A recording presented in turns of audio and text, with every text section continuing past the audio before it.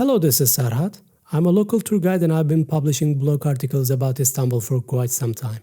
Among them, the most popular one is Istanbul Tourist Attraction Maps. So when I decided to shoot my first YouTube video, I thought this would be the most useful content. In order to make it easier for you to understand, I will divide the touristic areas of Istanbul into three. The first one is Historical Peninsula, the second one is Beyoğlu, and the third one is the Asian side. I am planning to review each map and mark the highlights in them. As these areas are the most popular and crowded areas to see in Istanbul, some local advice may help you save some time. Istanbul was founded by a group who migrated from ancient Greece. The name of their leader was Byzas.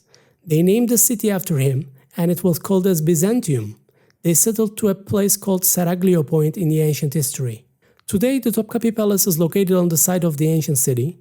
As you can see from the map, Topkapi Palace is covering a massive area. It's one of the most popular museums of Istanbul. However, it's not the only museum in the complex. Hagia Irene Church and the Istanbul Archaeological Museums are the two other museums that are located in the Topkapi Palace complex. If you want to see the palace and its harem only, it would probably take 3 hours. If you want to see the additional two museums, you should consider that it will take much longer time. Hagia Sophia is located just next to Topkapi Palace. It's the most popular museum in Istanbul. On an average year, 3 million people visit this place. It was built as a church during the Byzantine period, it became a mosque in the Ottoman period, and it was converted into a museum in the Turkish Republic period. Most important Byzantine mosaics of Istanbul can be seen in the museum.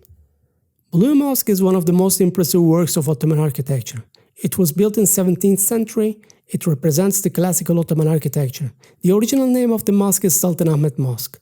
As the mosque is decorated with blue tiles, visitors named this place as Blue Mosque. The mosque gave its name to the neighborhood as well, so that the whole area is called as Sultanahmet.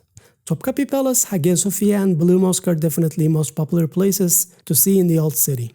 However, there are some other important places too. Turkish and Islamic Arts Museum is located right next to the Blue Mosque. Historical items from the Caliphates, Seljuk Turks, and Ottomans are displayed in there. The building was used as a palace for a long time during the Ottoman era. Hippodrome of Constantinople was built for chariot races. During the Roman and Byzantine period, it was a major entertainment area in the city. The remnants of the Hippodrome is located in between the Blue Mosque and Turkish Islamic Arts Museum. Although there is not much left from the Hippodrome, it's still interesting to see the Egyptian obelisk and serpent column. Great Palace Mosaic Museum may not be very interesting to some people. However, if you want to see the floor decorations of the once legendary Great Palace, I recommend you to see it. In order to go to Mosaic Museum, you need to go through the Arasta Bazaar, which is right next to the Blue Mosque. The Little Hagia Sophia Mosque, just like its name, is very similar to Hagia Sophia. It was actually built as a church by Justinian, the most famous ruler of the Byzantine Empire. Dedicated to the early Christian martyrs, Sergius and Bacchus, the church was built even before Hagia Sophia.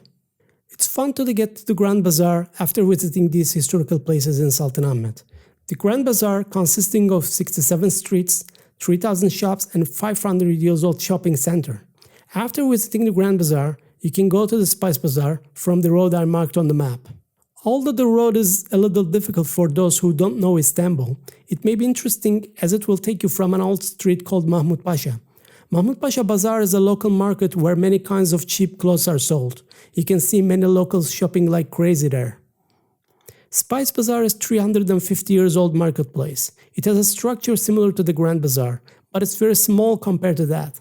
You can buy spices, Turkish delight, and souvenirs from the Spice Bazaar, which is also known as Egyptian Bazaar. Although the most visited mosque in Istanbul is the Blue Mosque, there is a bigger and nicer mosque. Süleymaniye Mosque, built for Sultan Süleyman, the most famous ruler of the Ottoman Empire, is located in the middle of the historical peninsula. Considered as the most important work of classical Ottoman architecture, the mosque is 470 years old. You can see magnificent view of Istanbul from the courtyard of the mosque. Since the most important works of the historical peninsula are located on the east side, the west side is generally neglected. However, there is a magnificent Byzantine church next to the historical land walls of Istanbul. The best preserved mosaics of Byzantine art can be seen in the Kora Church. Although the oldest mosaics are in the Hagia Sophia, those who form an integrity are in Kora. The mosaics describing the lives of Virgin Mary and Jesus Christ are marvelous. Fener and Balat, which are located on the shore of the Golden Horn, have an increasing popularity in the recent years. During the Ottoman period, the Greek people lived in the Fener and the Jewish people lived in Balat. Today, these two districts, which are full of trendy cafes, antique shops and art houses, are among the most iconic places in Istanbul. Colorful houses in Fener and Balat areas have attracted the attention of the photography enthusiasts for recent years. Fener's Kiremit Street and Balat's Merdivenli Yokuş Street are suitable for taking such photos. Tram T1 is the most practical vehicle to commute between the Old City and Beyoğlu. You can get the tram from Sultanahmet tram station to get to Galata Tower, Istiklal Street and Taksim Square and Dolmabahce Palace. These are the most important places to see in the modern Istanbul. Once you cross the historical Galata Bridge and leave the historical peninsula behind, you arrive to Karaköy. Karaköy is one of the districts that reflects the 19th century, the last period of the Ottoman Empire. Many consulates and banks were opened in Istanbul, the capital of the Ottoman Empire at that time. The resulting cosmopolitan structure can still be observed today. The historical peninsula represents the classic period of the Ottoman Empire, whereas Beyoğlu and Bosporus represent the modern period. For this reason, you feel like you are in a European city while visiting Karaköy, Galata and Istiklal Street. The popularity of Karaköy has increased in the recent years. With the construction of the new cruise port of Istanbul, Galata Port, Karaköy became even more popular. For this reason, you can see stylish boutique hotels, restaurants and cafes in Karaköy. Galata Tower is a building from the late Byzantine period. Genoese had a trade colony in Constantinople at that time. They had an autonomous area in the Galata neighborhood and they built the tower for security purposes. Today, the Galata Tower is one of the most symbolic structures of Istanbul. Istanbul was once the place where goods from Silk Route and Spice Road were collected.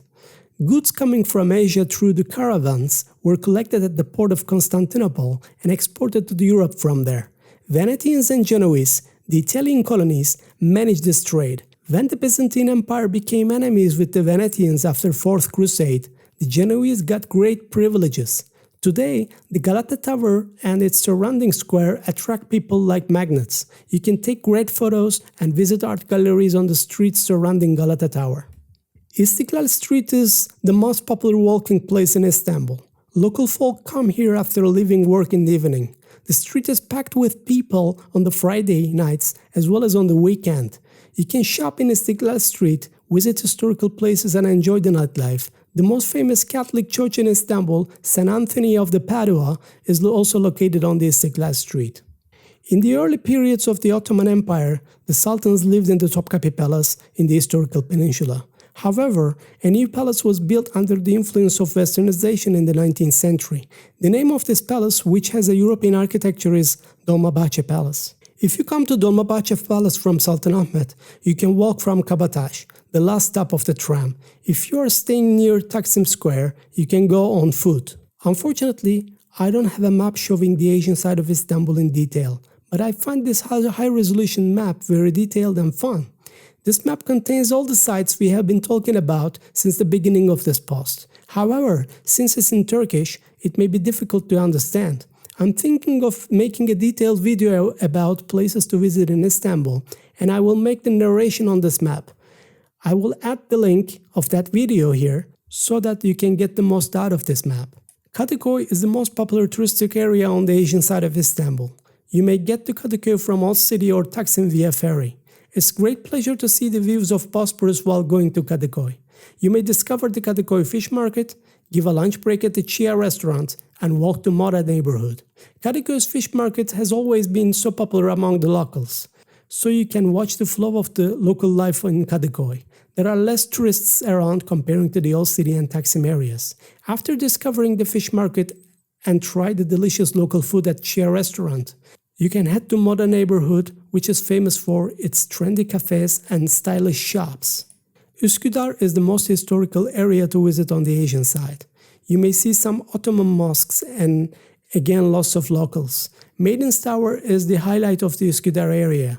As the tower is a historical monument from the Byzantine era, it's really old. There are places that are very pleasant to visit on the coastal road starting from Üsküdar to the north. You can have a great time in Kuzguncuk, Beylerbeyi and Çengelköy neighborhoods.